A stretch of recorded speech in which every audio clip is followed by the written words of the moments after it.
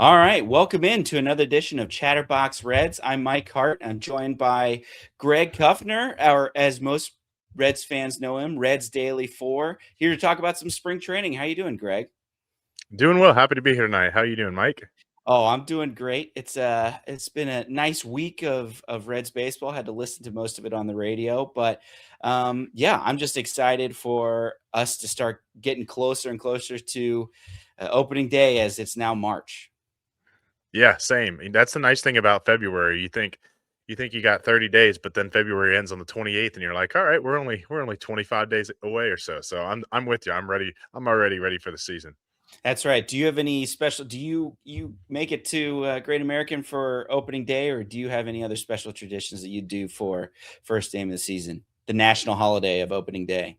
I do not. If I was local, I totally would probably go all the time, but a lot of people know I live down in Georgia, so I always make sure I'm locked in on TV. I get MLB TV down here so I can watch all the games, but uh, yeah, it's as exciting as ever. It's the fact that it's a day game; you don't have to wait till night. But I do wish I was in Cincinnati. I'm always jealous of all the people that go and what downtown looks like every year. Oh, yeah, ever since I moved back to the area from college, I've gone to opening day and the parade, and now I am able to bring my young kids there, and it's awesome. It's just a really fun holiday that I get to now share with my kids, so can't wait. I'm super excited about it, even with, all those Boston fans gonna be coming in and, hopefully driving the ticket prices up. But anyway, we thought we'd hop on here, was about a week of spring training games going on, and we wanted to highlight a few things that we've noticed, some players, and then we'll probably get to as well some things that I think might be going under the radar that Reds fans may be interested in looking at.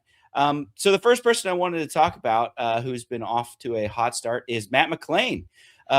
Obviously, a very disappointing year last year. All kinds of expectations coming off of a really good year in 2023, but missed all of 2024.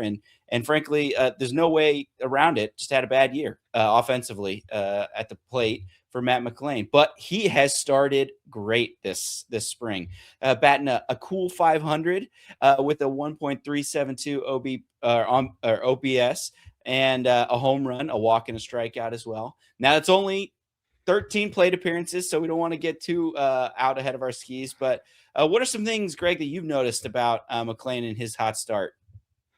Yeah, he looks good. I think I'm excited for Matt McLain. I don't think he can be worse than he was in 2025. So that's one thing to look at. And obviously we saw what he was in 2023 when he came up. He was just so good. If he can just be an average player, average offensive player this year, like I think it's going to be just so much better than it was last year. And the swing he had with the home run the other day was fantastic. He's always gives you good defense. Tito's continuing to say good things about McLean. So it's just exciting. It is funny to me because I'm guilty of this more than anybody. If a pitcher struggles, I'm like, no need to worry about it. But then the moment a hitter's just raking, I'm like so pumped and I'm like, oh, the numbers do matter. So spring training is always funny. It's always whatever um, however you kind of think of things. But for a guy like him, it does matter. For a guy who struggled that much, just to get, if nothing else, to get his confidence up, and for him to be like, okay, I am good at this game, and I can be this player that I was in 2023, or even half of that. Because it's hard to come back from a big shoulder surgery like he had before last season.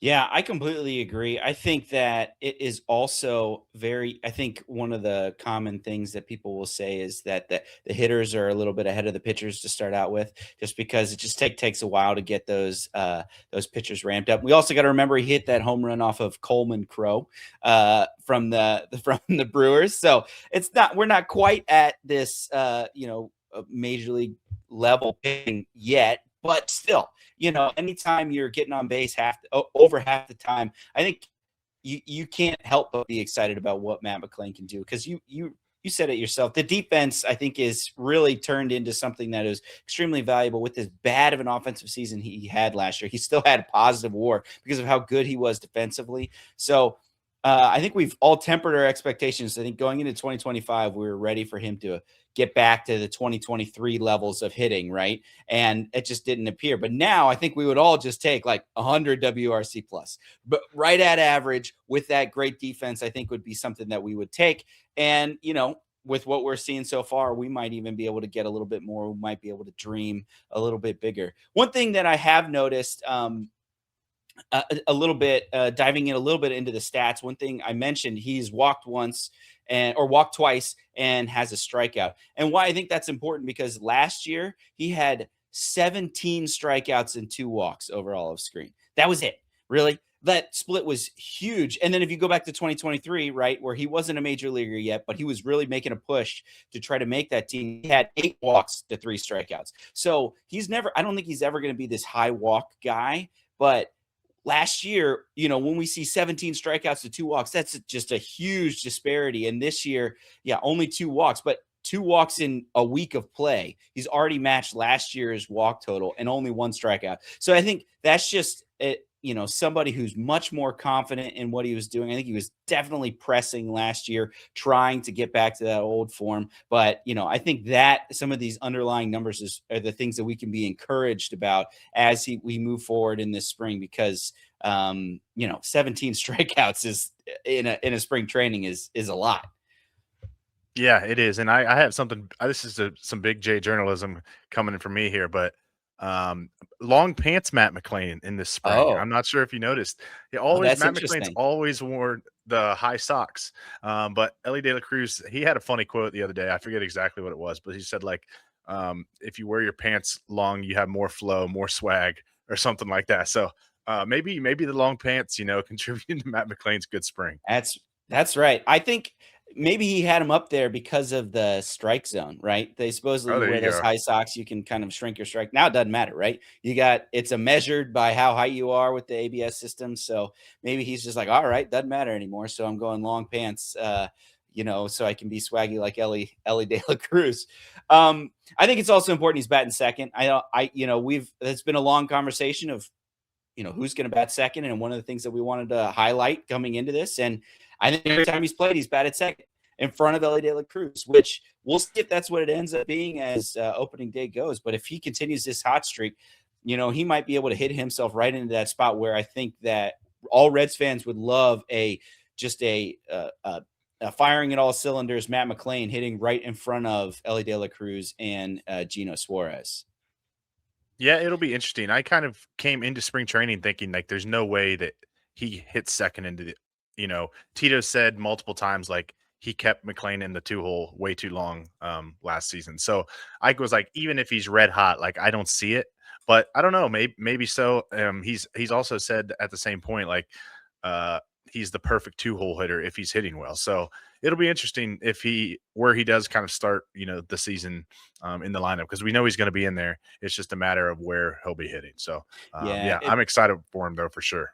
it's hard to glean where things are going to be in the regular season from these early spring training lineups where people are in and out. Tyler Stevenson leading off so he can be out of the game sooner and things like that. But we'll see. We'll see where that ends up. I'm sure there'll be some lineups near the end of spring training that are going to give us some pretty good idea on what the Reds lineup on opening day will be.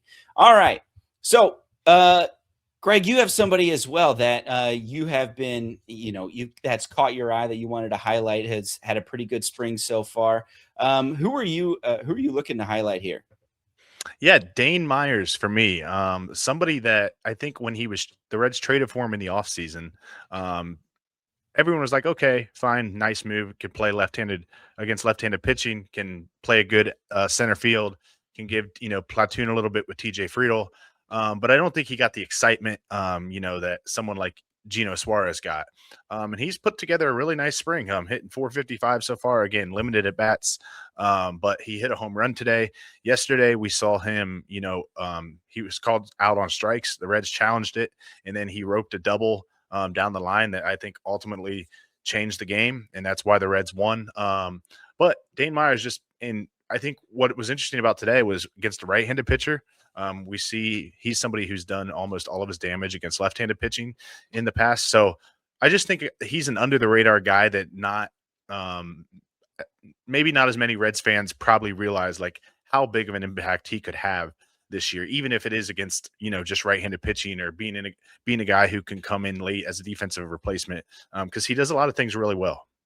Yeah, really known for his glove as well. Like that, if there needs to be something where it's maybe move Friedel to left, move over to left, and have Dane Myers in center. I think they've talked about that on days that a lefty is pitching and Dane Myers would be in the lineup, that they would potentially have that arrangement. We saw that earlier where it was Dane Myers in center and Friedel in left. So definitely some really good Friedel insurance as well. Just can play. I can imagine. I know him Friedel at the top of the lineup, setting up this lineup and getting on base would be a great thing to see. But in the event that something happens, God forbid an injury or something like that, I think we feel pretty good about a Dane Myers, maybe Will Benson platoon out there in center field.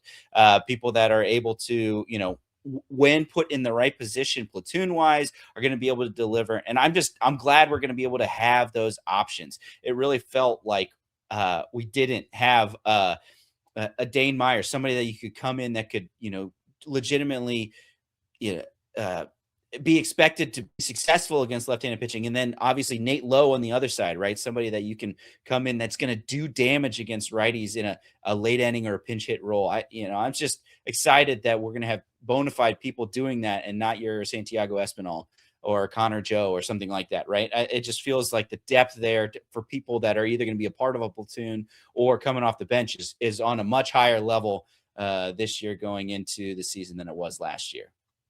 Yeah, absolutely. I mean, depth is a huge thing that the Reds lacked last season. I joked with this about Nick the other day, but like the Reds coming into last season, they had Blake Dunn and Jacob Hurtubise making the roster, and like they were scared to give Jacob Hurtubise at bats essentially to begin the season last year, but he was on the roster, which says all you need to know. And Santiago Espinal was hitting in a 2-hole for a lot of last season. So, yeah, I mean, the depth is a beautiful thing. Having guys like JJ Bleday, Dane Myers, Will Benson, Nathaniel Lowe, all those guys, like it's just huge that we're talking about one of those guys possibly could not make the team because of all the depth they have. So I'm with you. Depth is one of those things that, bench bats are probably underrated as how important they actually are. And I think the Reds definitely upgraded their bench depth this season, barring any injuries. Yeah, and knock on wood, but so far every day where we get out of the day and there's no news injury wise, I think is a positive thing. Obviously, we got a whole month left of spring training, but we saw how basically we went from Spencer Steer, being not he's not going to be able to play, and then all of a sudden, something popped up for Austin Hayes, and something else happened, and all of a sudden we have this dude on the roster that literally can't even throw. His shoulder hurts that much, but he's DHing every day, right? So we can see how very quickly injuries can pile up, and it just feels like this team is much better equipped to weather that storm as they go into the spring. So yeah, those are the guys that we have have caught our eye, but we also wanted to highlight a few things that maybe have flown under the radar. I know most fans like to look at the big sexy stats, your OPS, your average, things like that. But there's a few other things that seem to, that are some neat stories about spring that we wanted to highlight.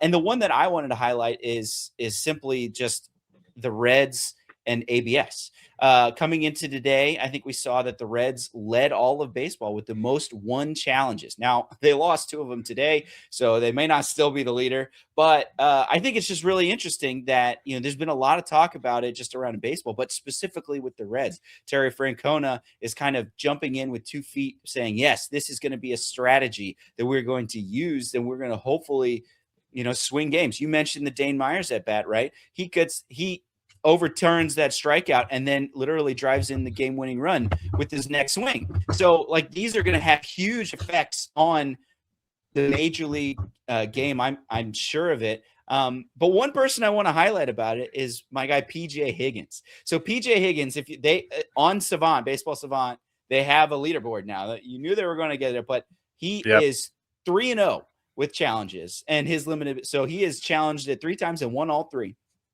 And which is like, okay, cool. Yeah. You can get lucky about it, but if you look at last year, so they kept this statistics for AAA. Last year in AAA, where they had ABS all season, he put up a massive 27.5 overturned calls per expected. And that's a confusing stat. I'm not going to explain what that is. All I'm going to say is the next closest person was at 19. So he had 8.5 more of whatever this stat is. That's 45% better than not even the midline of second place. Like, he just was so much better than everyone else at finding and challenging and getting these things correct. And so I like, as silly as that might seem, I feel like something like that gives you an edge for the Reds' third catcher, right? This may, like, does that put PJ Higgins at above Banfield and Troutwine if Stevenson needs a 2 weeks or a month on the IL? It's just like, let's bring the guy up that always wins challenges. Feels like somebody that can add a lot of value under the radar to this team. What do you think about that one? Yeah, I love it. I think that's one thing that's interesting about ABS is there's going to be so many things that we've never looked at in the past that now, could possibly come into play. And for me, we talked about PJ Higgins, Michael Troutwine, and Will Banfield. Like, none of those guys can hit, let's be No. honest. So if one of them does one thing better than the other, like, yeah, I think it does give them an edge. Now, obviously, they're still calling the game and all that kind of stuff, but that's a cool stat. I didn't really know that until you told me a little bit ago. So that's pretty cool. Good for PJ Higgins. Yeah, and I just hope that there is all kinds of imparting of wisdom to Trevino and Stevenson as well. It's like, what about it that how he approaches it and how he can be so successful with it. So I would imagine Trevino is that guy that loves just talking to everybody and getting all the knowledge from either pitchers and other catchers. So I can't imagine that they're not discussing it. But I'm just excited because it really looks like the Reds are wanting to use this as a weapon, which is like something that would be great for a small market team to get any edge that you can get. We might see, defensive replacement PJ Higgins come in and steal a strike to win a game. Like, that might happen this year. So it's a pretty interesting thing, and we'll see how this plays out for the rest of spring. All right, Greg, what was your under the radar thing that you've noticed so far with this spring? Yeah, so I'm going to preface this with I think people are going to roll their eyes at me here, but I feel I like whenever promise I they bring won't. this guy, I feel like whenever I bring this guy up on the old X app, everybody just yells, he's a 4A player. But I'm going to talk about Deep South Commodities is a proud supporter of Chatterbox Reds and our Deep Drive of the Day, and DSC is a leader in renewable commodities for biofuel production, specializing in used cooking oil collection, aggregation, and sales. Visit www.deepsouthcommodities.com for more information. Thanks as always to our friends at DSC. And we also want to remind you that you can call or text 988 anytime, day or night. The 988 Suicide and Crisis Lifeline is a place to get support for anything related to mental health. Whether it's an immediate crisis, simply wanting to find out how to connect with care, or anything in between, it's a 100% confidential, secure, and anonymous way to reach out for help when you don't know where else to turn. To connect, call or text 988 or visit mantherapy.org to get help. It's okay not to be okay. I think people are going to roll their eyes at me here, but I feel I like whenever promise I they bring won't. this guy, I feel like whenever I bring this guy up on the old X app, everybody just yells, he's a 4A player. But I'm going to talk about Reese Hines. I just think he is a guy that obviously he's probably not going to make the opening day roster, but he's definitely going to be someone that they keep on the 40-man roster. He had just an awesome year last year. Like, I truly don't think people realized how good of a year he had last year. He cut his strikeout rate by 12% in AAA, which is like his number one thing of like, he's got some CS in him. Like, he needs to control the zone better, and to actually show improvement like that is huge. He hit 302 last year, 52 extra base hits and 21 stolen bases. Like, those are ridiculous numbers. And obviously we saw what he did in 2024 when he first came up, and then it kind of like pitchers adjusted. And I'm not saying Reese Hines is going to, see playing time this year and coming up and tear down the doors like he did in 2024. But again, we just talked about how important depth is. If you have outfielders that are hurt, I think it's very cool to see Reese Hines play well. He's playing well again in spring. He had another extra base hit on Sunday.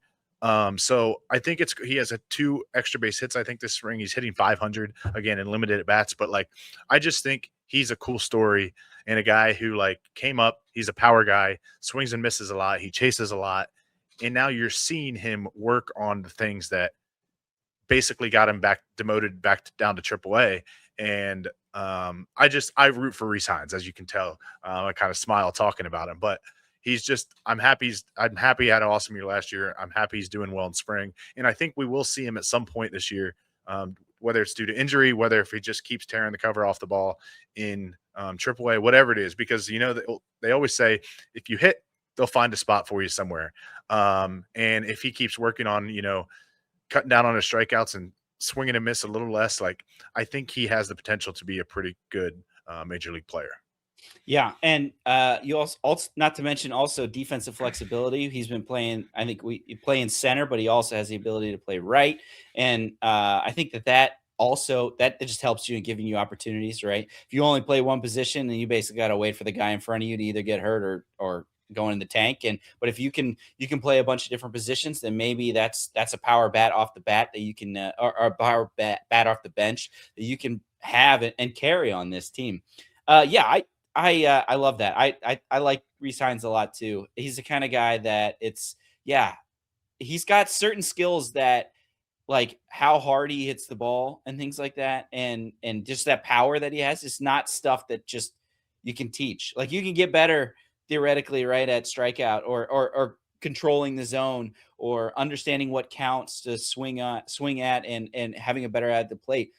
It's pretty hard to just like be able to have like tower power like he does. So man, he's the kind of him and CES. It's like, if you guys can figure it out, I'd love to be able to see those tools, be able to find a way to help this Reds team. But yeah, that's great for him. Hey, that's taking advantage of, I know you said limited at bats, because I don't think he's in that rotation for even a starter role. But we'll see. We'll see where it is. I think he probably starts the year in AAA.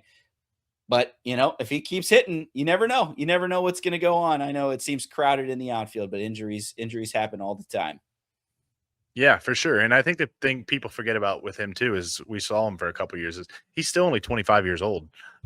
So I know that's a little bit older for a prospect or so, but it's not like the dude's 29. Like he's far from a finished product. So I just think at some point we'll see him this year. I root for him. I'd love to see him have success, but nonetheless, it's been cool to see him continue his success from last year carry over to spring training.